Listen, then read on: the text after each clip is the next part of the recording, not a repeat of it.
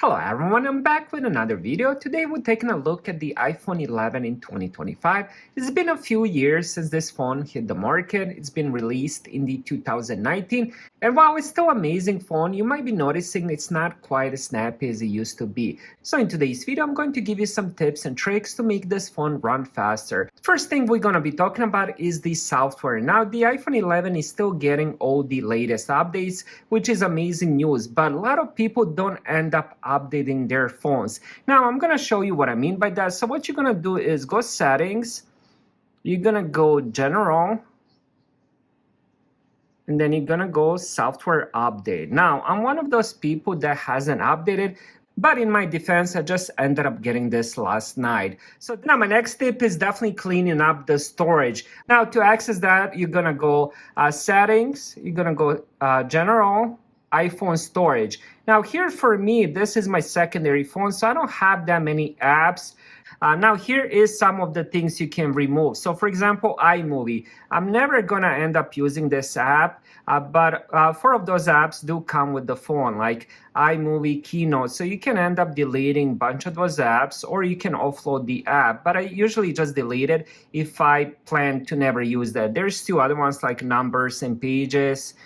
So make sure you go through the apps and deleting the ones you don't want. And also here, for example, you can offload unused apps. So if we enable that, we're gonna be able to save up to 2.62 gigabytes. Again, if I was using this phone full time, if this was my main phone, I'm pretty sure this will be probably 10-15 gigabytes of unused apps. Now, after the updates and cleaning the storage, my next one would definitely be the background app refresh. So for this one, you're gonna go pretty much the same thing. Settings, you're gonna go general, and then you're gonna find background app refresh. Now here is all the apps that are gonna be running in the background. Now what this does is allows apps to refresh their content when on Wi-Fi or cellular in the background. Now this will also work if you do have cellular. I know a lot of plans still have 1 gigabyte of data, 2 gigabytes of data. So if you don't want a lot of these apps using that, you can turn them off. Now what this also does is it definitely ends up wasting quite a lot of battery. So here is some of the apps. Now Facebook and Messenger I'm definitely going to leave on, but there's some of these apps that I don't want to have background refresh. Now one of them is probably YouTube, because I don't really care about the notification they send me. And then probably next one, again, Numbers, Notes, Journal, Freeform, you get the point. Books as well. Again, if you're using those apps once you're outside the house, then definitely leave it on. But this is just a small way to kind of preserve the battery and make the phone run faster. Now, my next tip is closing unused apps. So, for example, if you have few apps open, let's open this one. Let's open settings. Let's open YouTube. So now I have quite a lot of apps open. So if you have so many apps, now this is just 3. I know a lot of people that have 15, 20, 30 apps open. So I definitely recommend closing them from time to time. There really isn't any point to have all these apps. Since the iPhone itself is very speedy, you don't need to have app in the background.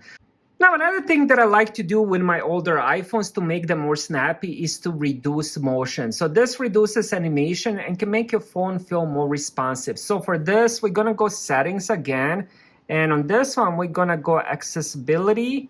So we're gonna click on that. Then you're gonna find motion, which should be on top.